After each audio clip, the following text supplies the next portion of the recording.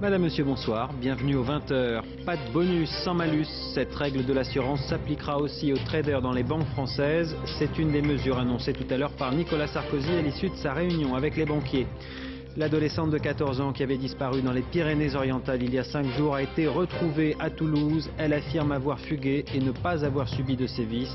Le procureur parle ce soir d'une jeune fille en grande détresse psychologique. Paris outragé, Paris martyrisé, mais Paris libéré. C'était il y a 65 ans, jour pour jour. Vous découvrirez dans ce journal des images inédites tournées par des cinéastes amateurs au moment de la libération.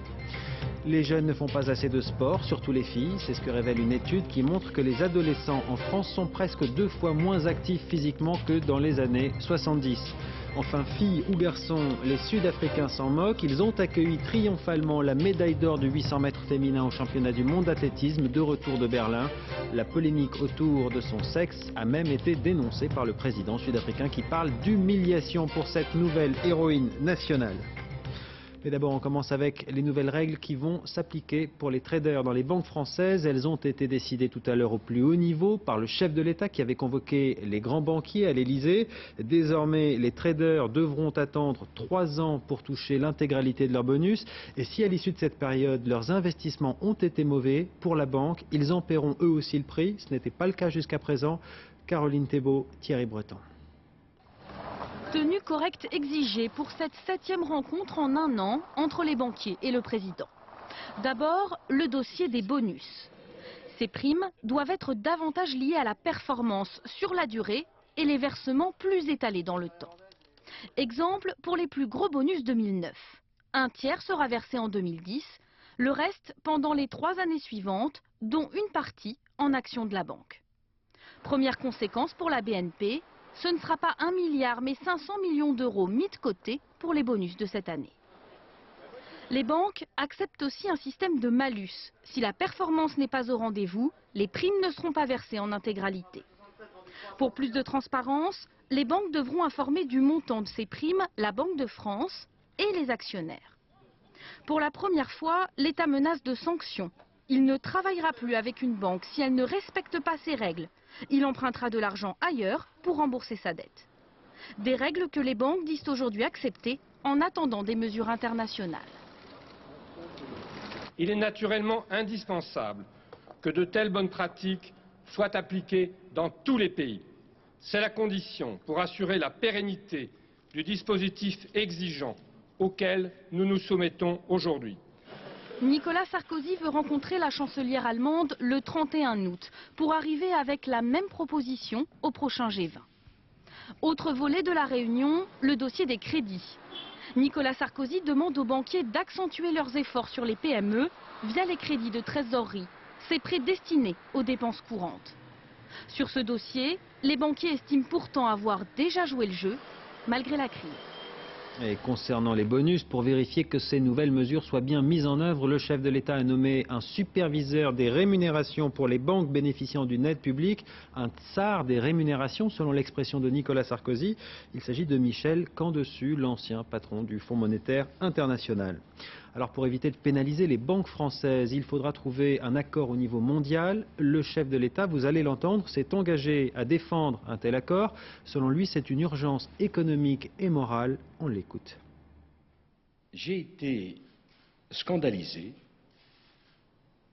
de voir les leçons de la crise si vite oubliées par certains, alors même que la page de la crise n'est pas tournée, même s'il y a eu quelques bonnes nouvelles. À Pittsburgh se jouera une partie décisive. La France dira à ses 19 partenaires, qui représentent 85% du PIB mondial, voilà non pas ce que nous nous apprêtons à faire, mais ce que nous avons décidé. L'ambition de la France, c'est de montrer le chemin, pas de subir. Ouais, alors avant de convaincre les pays du G20 à Pittsburgh aux États-Unis fin septembre, il faudra d'abord convaincre les partenaires européens et notamment Londres avec sa fameuse place financière particulièrement attractive pour les traders. Ceux de la City viennent du monde entier, y compris du vieux continent. Correspondance Jacques Cardoz, Vassila Kamli. Les récompenses, les primes, ici on sait ce que cela veut dire. Voilà 3 ans que ce groupe rafle toutes les distinctions pour son savoir-faire en matière de trading, c'est-à-dire de négociation de valeur. Nathalie Ruiz dirige l'équipe francophone. Son salaire, comme ceux des autres traders, peut doubler grâce au fameux bonus. Dans une année normale, peut-être, s'il y a 3 ans d'expérience, 80, 100%. Donc 2 fois le salaire, 2 fois 50 000 par mois. Ça peut aller, oui. Vous, par exemple, vous pouvez nous donner vos gains? Je pourrais, mais je ne vais pas le faire.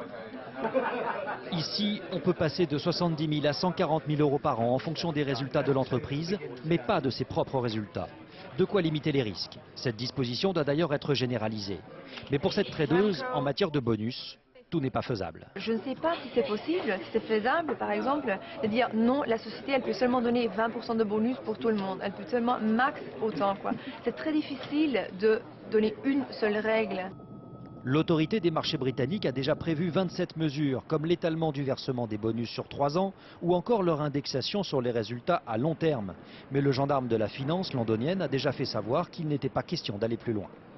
Finalement, ce sont bien les puissants lobbies de la City qui devraient remporter la partie. Certes, de nouvelles mesures contraignantes seront mises en place dès le mois de janvier prochain, mais pas question de toucher aux rémunérations et en particulier aux bonus des traders. Le risque de les voir partir pour d'autres places financières dans le monde était bien trop important. Oui, alors vous l'avez compris, les approches pour moraliser les règles de la finance sont pour l'instant timides et surtout très dispersées. Bonsoir Agnès Molinier. Bonsoir. On l'a bien compris, même si la France veut changer les règles du jeu, elle ne pourra pas le faire toute seule. Et c'est tout l'enjeu du G20, Olivier. Les dirigeants des 20 pays les plus riches du monde, que vous voyez ici en avril dernier à Londres, vont se retrouver le 24 septembre prochain à Pittsburgh. En attendant, les pays s'organisent. La Grande-Bretagne, on l'a vu, s'est dotée d'un code de bonne conduite. En Allemagne, les autorités boursières ont édicté des règles pouvant aller jusqu'au remboursement si le trader a pris trop de risques. Aux États-Unis, les choses sont moins avancées. Barack Obama a renoncé à encadrer les rémunérations des banquiers. Une loi est en attente. Mais pour l'instant, les bonus continuent. Goldman Sachs, qui est une des plus grosses banques américaines, vient de mettre de côté 11 milliards de dollars de bonus pour ses traders. Pour le premier semestre 2009, c'est 10 fois plus, Olivier, que BNP Paribas en France. Alors imaginons un monde idéal où tout le monde se serait mis d'accord. Qu'est-ce qu'il faudrait changer concrètement pour éviter de nouveaux dérapages? Il y a en gros 3 pistes. La première, c'est l'étalement du paiement des bonus dans le temps. Une manière de vérifier que les positions du trader ont effectivement été gagnantes. C'est la voie qui est choisie par la France. Il y a également le plafonnement des bonus. Ça, pour l'instant, aucun pays n'en parle. Et enfin, les surtaxés. Mais ça, c'est politiquement incorrect pour Nicolas Sarkozy, car vous le savez, il a fait du bouclier fiscal et de la modération des impôts pour les salaires élevés son cheval de bataille. En tout cas, la surtaxe, c'est une des voies privilégiées par le Parti socialiste. Ça a déjà été essayé quelque part? Aux Pays-Bas, ils ont choisi cette voie il y a 1 an. Ils ont mis sur pied une fiscalité particulière pour les dirigeants des entreprises privées. Alors, pour faire très simple, ils payent 30% d'impôts sur leurs primes quand elles dépassent 50 000 € net par an. Et contrairement aux pronostics, eh bien, il n'y a aucun de ces gros bonnets hollandais qui sont allés installer leur entreprise à l'étranger. Merci Agnès Molinier. Et puis avant sa réunion avec les banquiers, aujourd'hui, Nicolas Sarkozy avait rendez-vous avec le gouvernement, de retour de vacances et au grand complet. La feuille de route pour cette deuxième partie d'année, une mobilisation forte et active, je cite. Les priorités pour les semaines à venir, en dehors des bonus dans les banques, porteront sur la réforme des collectivités territoriales ou encore la fameuse taxe carbone. Le ministre du Budget, Éric Woerth, a fait savoir qu'elle serait inscrite dans la loi de finances dès l'année prochaine. Dans le reste de l'actualité, fin de l'angoisse pour les grands-parents de Julie, 14 ans, disparue il y a 5 jours alors qu'elle passait ses vacances avec eux dans un camping dans les Pyrénées-Orientales.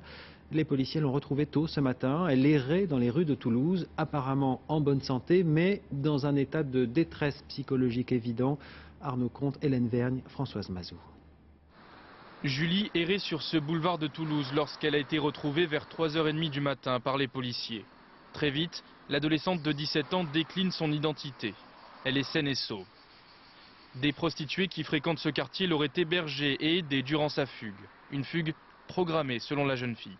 Elle dit qu'elle voulait effectivement quitter le camping et qu'elle avait profité de cette relation téléphonique qu'elle avait nouée avec ce jeune homme qui a été gardé à vue hier pour quitter le camping. À cet homme de 30 ans qui l'a prise en charge mercredi devant ce camping, la lycéenne aurait affirmé être majeure. Ils auraient passé une nuit ensemble à Narbonne. Julie n'a subi aucun sévice d'après les gendarmes. Ses grands-parents, sans nouvelles d'elle depuis 5 jours, l'ont revue cet après-midi. On a pu l'embrasser, lui parler un petit peu. Elle était contente de vous revoir? Ah oui, elle était contente. Elle s'est rendue compte un petit peu de cette affaire. Mais bon, elle agit encore comme une gamine. Hein. Une jeune fille en détresse psychologique selon le procureur. Son père décédé, sa mère gravement malade, Julie est élevée par ses grands-parents depuis 2 ans. Ce soir, la justice a décidé de la placer dans un foyer d'accueil pour plusieurs jours. Tous les feux autour d'Athènes sont éteints ou maîtrisés ce soir, mais c'est désormais la colère qui couve. La colère contre le gouvernement grec qui n'a pas su tirer les leçons des précédents incendies. La colère aussi contre les promoteurs immobiliers. La spéculation foncière pourrait être à l'origine de ce nouveau sinistre. Envoyé spéciaux Renaud Bernard, Philippe Chasselin. La forêt grecque est sacrée, inconstructible, c'est écrit dans la constitution du pays. Inconstructible, sauf quand elle a brûlé. En quelques jours, les flammes ont offert aux promoteurs 213 millions de mètres carrés. Et ils sont déjà à l'affût de ces hectares de terre à bâtir aux portes d'Athènes. Celui-ci prétend être venu sur place pour constater les dégâts, mais il connaît bien le système. Il suffit de connaître. On sait quand il va y avoir un feu. Après on arrive, on récupère la terre avant qu'on y replante des arbres. Pour construire ces villas, on provoque des incendies criminels, dénonce ce député d'opposition. Pour la spéculation immobilière, d'autant qu'en Grèce, il y a la politique du fait accompli. On n'a jamais vu en Grèce, jamais, la démolition de ces constructions illégales. Des centaines de constructions illégales. Celle-ci date de l'été dernier. En jeu, il y a des millions d'euros. 1000 mètres carrés de terre forestière n'a presque pas de valeur. 1000 mètres carrés où tu peux construire pratiquement à 1000 mètres carrés, je ne sais pas, 6 à 800 mètres carrés de maison, ça prend une valeur énorme. Les vents changeaient de direction, on était entouré de flammes de partout. Ce week-end, ces retraités ont été piégés par les flammes. La raison, selon eux, la spéculation immobilière au plus haut sommet de l'État. Avant ici, il y avait une forêt de pins. Le gouvernement grec veut construire à la place la plus grande décharge publique d'Athènes. L'État, c'est le plus grand spéculateur, le plus grand magouilleur, et dans un pays démocratique, c'est triste quand même ce phénomène. Dans la région d'Athènes, les spéculateurs immobiliers ont encore de beaux jours devant eux. Le gouvernement vient d'annoncer qu'il souhaite voir la population de la capitale doubler dans les 10 ans qui viennent. Ce sera autant d'habitants à loger. Paris outragé, Paris martyrisé, mais Paris libéré. Tout le monde connaît cette phrase de De Gaulle. C'était il y a 65 ans, jour pour jour. La 2e division blindée du général Leclerc, avec l'appui des résistants, venait de libérer la capitale du joug allemand. Eh bien, pour fêter cet anniversaire, ce que nous vous proposons ce soir, ce sont des images inédites. Elles ont été tournées par des amateurs, des Parisiens qui avaient ce jour-là l'intime conviction qu'ils devaient témoigner de cette page de l'histoire avec un grand H. Frédéric Monteil, Frédéric Faure. 25 août 1944. Un industriel passionné de cinéma filme la libération de Paris depuis un balcon cour de Vincennes. Sa caméra n'enregistre pas le son. Soudain, un tireur embusqué sème la panique. Une grenade explose. Les résistants FFI recherchent le tireur sur les toits. En vain. Pendant la fusillade, la femme du cinéaste est blessée par un éclat de volet. 65 ans après, sa fille a toujours en mémoire l'histoire d'un tournage qui a failli mal tourner. Aussitôt qu'on a vu qu'elle saignait, qu'elle a été blessée, on est parti pour enfin, mon père est parti avec elle pour la faire soigner. Et en descendant, en arrivant en bas, ils ont cru que c'était une Allemande et ils voulaient l'emmener. Finalement, la famille est sortie indemne du quiproquo. Quant au film, il a été déposé ici l'an dernier dans le fort militaire d'Ivry-sur-Seine. Dans ces boîtes, 60 000 films archivés. À 99%, ils proviennent de l'armée. Le pourcent restant a été donné par des civils, comme la famille Tonnelier. Lui, il a tourné en 16 mm. Les films 16, ça date de 1923. Je pense qu'ils étaient rares, hein, ceux qui possédaient ça. Ça complète la mémoire des armées. C'est un regard complètement inédit, personnel. Ça enrichit vraiment, ça complète nos images institutionnelles, en fait. Autre image inédite, celle du Club des cinéastes amateurs de France. Ils sont 3 à filmer Paris en feu, ses combats, mais aussi ses exactions. avec ces femmes tondues, humiliées, exhibées comme des trophées de guerre, des femmes accusées à tort ou à raison d'avoir fraternisé avec l'ennemi. Et puis, il y a ces soldats allemands, hués par la foule, puis exécutés sans jugement en pleine rue. Il faut dire que les 20 000 Allemands qui tenaient Paris ont commis eux aussi des exécutions sommaires, comme ici au fort de Romainville, 11 résistants assassinés. Il faut rappeler, le 16-17 août, le massacre de la cascade du Bois de Boulogne. 35 résistants sont emmenés à la cascade du Bois de Boulogne, ont été dénoncés et sont abattus en descendant du camion et achevés à la grenade. La bataille de Paris aura coûté la vie à 1700 Français et 3200 Allemands. Ironie de l'histoire, les combats les plus durs ont eu lieu dans les jours qui suivent la libération. Jusqu'au 30 août, le sort de Paris est resté incertain. En Allemagne, c'est un drôle de candidat qui agite en ce moment la campagne des législatives. Son slogan « Yes, Weekend », oui au week-end. Vous l'avez compris, il s'agit d'un trublion façon Coluche. Il n'est pas officiellement candidat, mais 18% des électeurs qui apparemment s'ennuient ferme dans cette campagne se disent prêts à voter pour lui. Correspondance Arnaud Boutet, Ralf Klingenhofer. Je suis Horst Schlemmer et je serai le prochain chancelier. Sa moumoute et ses dents sales en font une star. Horst Schlemmer, faux candidat aux législatives, vrai phénomène médiatique et surtout politique. Il détourne le Yes Weekend d'Obama en Yes Weekend. Oui au temps libre, oui à la cigarette dans les avions. Il propose tout, mais il ne promet rien. Je vous promets une chose. Je ne pourrai rien faire pour les 4 millions de chômeurs.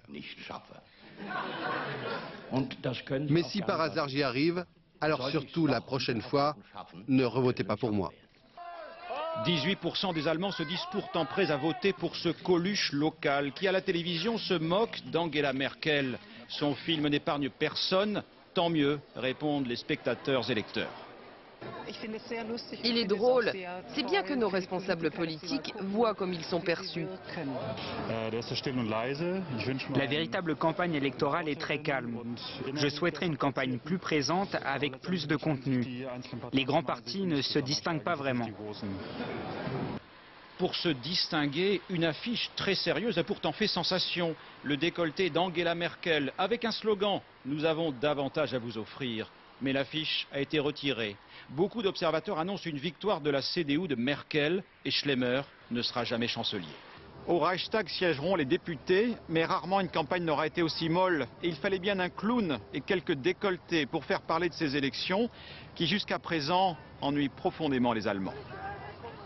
On connaît désormais la cause officielle du décès de Michael Jackson. C'est bien l'injection d'une dose mortelle de propofol qui aurait provoqué la mort de la star. Il semblerait que Michael Jackson était très habitué à ce puissant anesthésiant qu'il appelait son lait en raison de la couleur du produit. Un lait qui lui permettait de dormir et qui cette fois-ci lui a été fatal. Tous les regards se tournent donc désormais vers son médecin, le docteur Murray, qui nie toujours toute responsabilité dans cette affaire. Il est 20h16 à suivre. Le principe du low cost gagne les grandes compagnies aériennes qui cherchent à réduire les coûts à tout prix. Nous verrons comment. Nous parlerons aussi de ces jeunes adolescents qui ne font pas assez d'exercice physique, en particulier les filles. Cela pourrait devenir un vrai problème de santé publique. Enfin, nous reviendrons sur le retour triomphal en Afrique du Sud de Caster Semenya, athlète féminine, médaille d'or à Berlin, mais soupçonnée par ses rivales d'être un homme. Mais d'abord, une autre histoire étonnante aussi, d'un autre genre. À Paris, un automobiliste a été verbalisé, pas parce qu'il était en excès de vitesse, non plus parce qu'il avait oublié sa ceinture, mais tout simplement parce qu'il fumait au volant. Perrine Bonnet, Chantal Kimerlin, Virginie Travers. Conduite avec une cigarette allumée dans la main gauche. Voilà le motif du PV dressé à Yoni Bismuth. 22 € pour une amende qu'il juge un tantinet fumeuse. Je trouve ça pas normal. C'est une cigarette. On a possibilité de manier le volant assez bien. De millions de personnes fument au jour d'aujourd'hui au volant avec une cigarette. Et bon, je trouve ça pas normal qu'ils commencent maintenant à faire des PV pour les cigarettes. Que dit vraiment la loi? Non, je suis en voiture, mais c'est pas grave. Pour le téléphone au volant, pas de doute, c'est un délit. Un décret de 2003 le stipule clairement.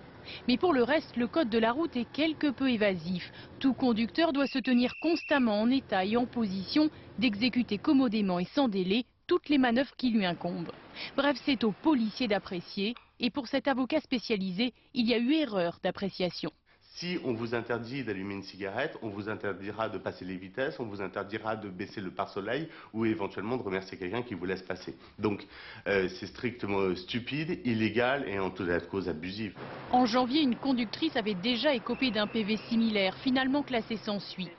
Yoni Bismuth devrait donc pouvoir contester son amende. Mais les fumeurs devraient se méfier. En Grande-Bretagne, on étudie un projet de loi contre la cigarette au volant avec grosse amende à la clé. Faire des économies, toujours plus d'économies. En cette période de crise, c'est le nouveau credo des compagnies aériennes et pas seulement celles à bas coût. Chez la très chic British Airways notamment, on envisage très sérieusement de transformer les cartes d'embarquement en support publicitaire. Sarah Bernuchon, Jean-François Monnier. Bientôt, au moment de s'enregistrer, tout va changer. À partir du 1er octobre, chez Ryanair, l'enregistrement ne se fera plus que sur Internet.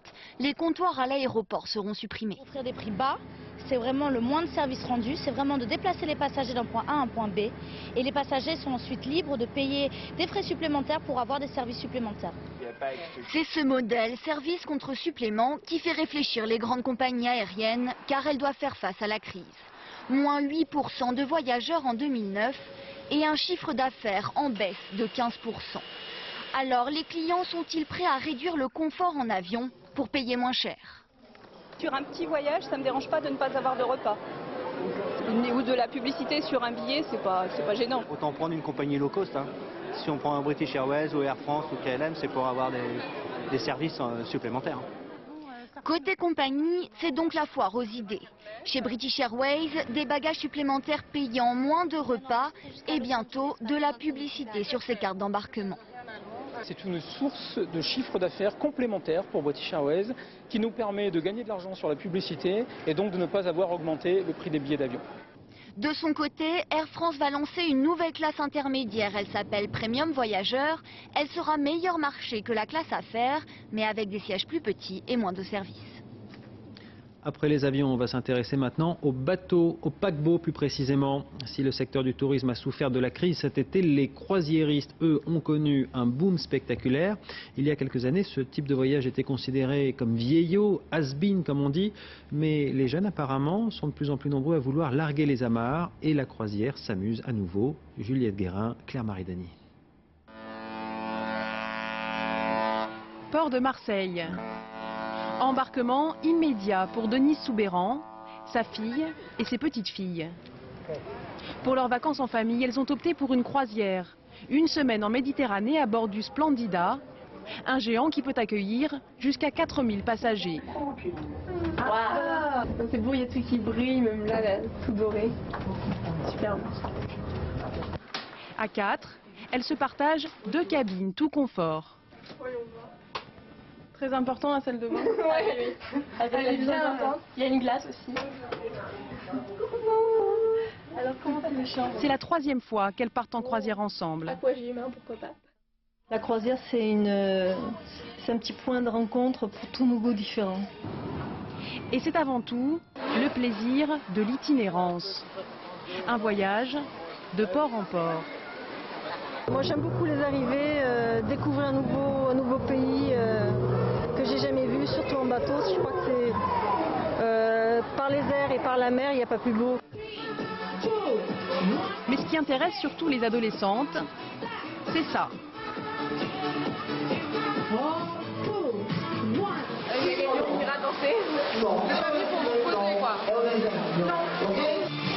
L'ambiance club, voilà ce qui a rajeuni la clientèle des croisières. Les bateaux, de plus en plus gros, se sont transformés en stations de vacances flottantes. Casino, salle de sport, spa et même salle de spectacle. L'accueil y est digne d'un hôtel 4 étoiles. À bord, on compte un membre d'équipage pour 3 passagers et on y soigne jusqu'au moindre détail. Nous sommes mobilisés 24 heures sur 24. Il y a 2 équipes, une de jour, une de nuit, pour que tout soit tout le temps impeccable. Pour une semaine en pension complète, la famille Soubéran a déboursé environ 4 000 €. Plutôt moins cher qu'un hôtel club. Mais attention aux extras. Une excursion, c'est au moins 40 € de plus par personne et par jour. L'excursion, c'est un petit peu la rentabilisation du touriste. Donc nous, souvent, on prend un taxi par nous-mêmes et on va découvrir un petit peu par nous-mêmes. Pour les professionnels, c'est le jackpot. En 10 ans, le marché mondial de la croisière a plus que doublé. Et signe de bonne santé du secteur, les compagnies continuent de faire construire des paquebots. Dans les années 70, les adolescents en France étaient 2 fois plus actifs physiquement qu'aujourd'hui. C'est ce que révèle une étude qui inquiète d'un point de vue sanitaire, car on le sait, l'activité physique c'est aussi la santé. En cause, le développement des transports, on ne marche plus comme avant, mais aussi le développement des écrans, télévision ou ordinateur. C'est le dossier de cette édition. Il est signé Jean-François Firet et Emmanuel Morel. L'été sur les bords de mer, il y a les sportifs, en avant toutes et toute l'année. Du basket et le centre, enfin le stage sportif. Ils font du foot, ils font du basket, du tennis aussi. L'été sur le bord de mer, il y a aussi les paresseux. En avant le farniente, là aussi toute l'année. Et surtout pas de sport. J'ai pas le temps. Plutôt les sorties en fait. Et le shopping, voilà. Cette inactivité est maintenant la règle chez les 15-17 ans. Plus d'un adolescent sur 2, 56,8%, ne pratique pas d'activité physique régulière, c'est-à-dire 1 heure de dépense d'énergie par jour. Constat, les ados des années 2000 sont 40% moins actifs que les ados des années 70. Pourquoi ? Manque de temps, manque d'argent pour certains ou encore complexe, honte de montrer son corps pour les adolescents les plus inhibés. Nos enfants ont surtout troqué leurs chaussures de sport pour leurs écrans. En moyenne, ils passent 3 heures par jour devant la télévision, Internet ou les jeux vidéo. Pourtant, et malgré les promesses des concepteurs de logiciels, le sport virtuel ne remplace pas l'activité réelle. Je préfère les jeux vidéo que le sport. C'est une autre dimension. Disons que si on joue aux jeux de sport, c'est parce qu'on veut plutôt rentrer dans la peau des champions. Quand je fais du sport, oui, je peux m'arrêter, mais les jeux vidéo, j'ai du mal à m'arrêter. Ici, à Clichy-la-Garenne, dans les Hauts-de-Seine, le gymnase municipal est ouvert tout l'été, gratuitement. Mais chaque jour, Gemma et l'animateur ne voient venir que les habitués. Pas de petits nouveaux, presque jamais de filles, surtout dans les quartiers populaires. On a même mis des structures, des terrains de proximité pour ces enfants, pour aller les chercher carrément dans le quartier. Et voilà, on essaie vraiment de faire le maximum pour ces jeunes, quoi. Pour les profs, il faut rééduquer les enfants à la culture du sport. Les syndicats en appellent au gouvernement. 2 heures d'activité par semaine au lycée, c'est trop peu. Nous, la première étape qu'on demande, c'est 3 heures hebdomadaires par semaine. Parce qu'aujourd'hui, 2 heures, c'est quoi? Ça se réduit très souvent à 1 heure, hein, entre les déplacements sur les installations qui sont loin, l'habillage, déshabillage, la mise en place d'une séance. Je rappelle que 5 heures hebdomadaires, c'était ce qu'il y avait dans les grands lycées avant, dans les années 70. Quelles conséquences pour la santé de ces futurs adultes? Les médecins sont formels. La baisse d'activité des adolescents ces dernières années a augmenté le nombre de jeunes en surpoids. 14% aujourd'hui. Ce sont des jeunes qui vont faire de l'hypertension artérielle, qui vont avoir du cholestérol, qui vont avoir tout un tas de maladies métaboliques qui peuvent aboutir en dehors de l'obésité, qui peuvent aboutir à des infarctus du myocarde. Bouger pour sa santé, mais aussi pour son bien-être. Pour les jeunes, le sport doit rester un plaisir, surtout pas une contrainte. Elle ou il au championnat du monde d'athlétisme à Berlin, ses rivales se posaient la question. En tout cas, elle ou il a été accueilli triomphalement de retour dans son pays en Afrique du Sud. Je veux parler bien sûr de Caster Semenya, la médaille d'or aux 800 mètres féminin. Christophe Duchiron. Ce matin, à l'aéroport de Johannesburg, l'Afrique du Sud fêtait le retour de celle que les Sud-Africains appellent désormais leur fille en or, leur championne du monde du 800 mètres, une athlète hors norme. L'arrivée de Caster Semenya fut triomphale, chaotique et populaire. Rien de comparable avec son arrivée victorieuse à Berlin, qui avait déclenché un tonnerre de suspicions. La foule qui se comptait par milliers accueillait non pas un sujet de polémique, mais une enfant du pays. Nous sommes venus pour dire qu'il est inacceptable de remettre en cause le succès d'une femme. C'est une intrusion dans sa vie privée. Cela ne devrait pas être autorisé. C'est une athlète incroyable qui fait la fierté de l'Afrique du Sud.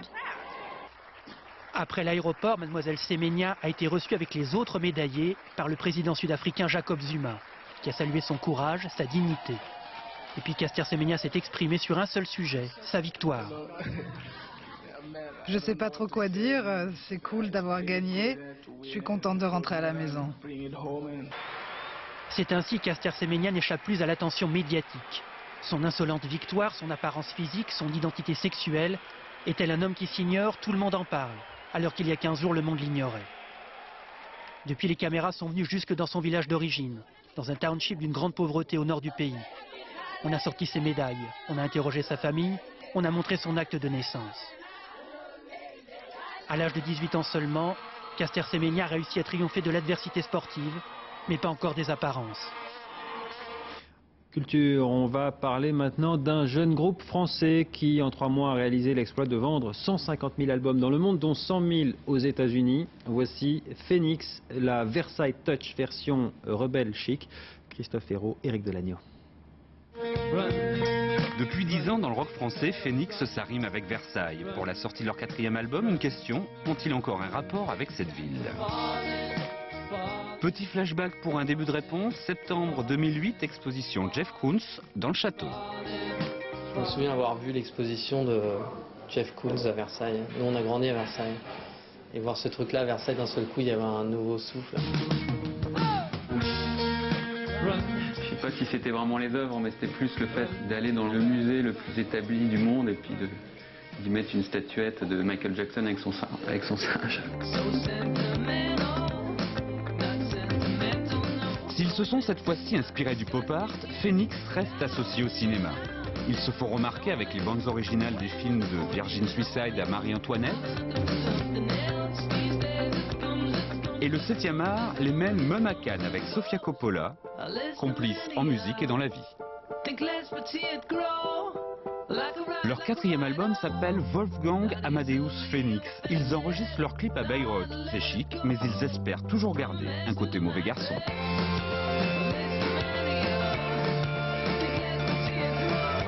Une idée assez moderne de la bêtise, la stupidité comme outil esthétique.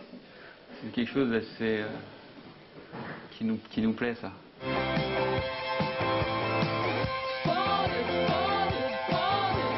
Phoenix, on va dire, ils sont un peu mégalos, l'air de rien, très rock, sans l'air d'y toucher. Ce sont des jeunes gens bien élevés, un peu dandy, un peu dada. Avant de refermer ce journal, je vous en rappelle l'un des principaux titres. La règle pour les bonus des traders dans les banques françaises va changer. C'est ce qui est ressorti ce soir de la réunion entre les grands banquiers et le président de la République. Les bonus des traders devront désormais être étalés sur 3 ans et non plus versés chaque année.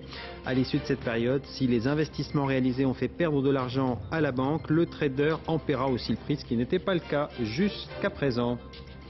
Fin de ce journal, merci de l'avoir suivi. Tout de suite, c'est la météo avec Tania Young. À 20h35, votre film Fantomas contre Scotland Yard.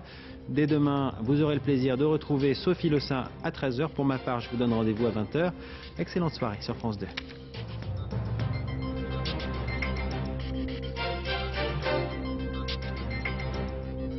L'info en continu, c'est aussi sur France2.fr.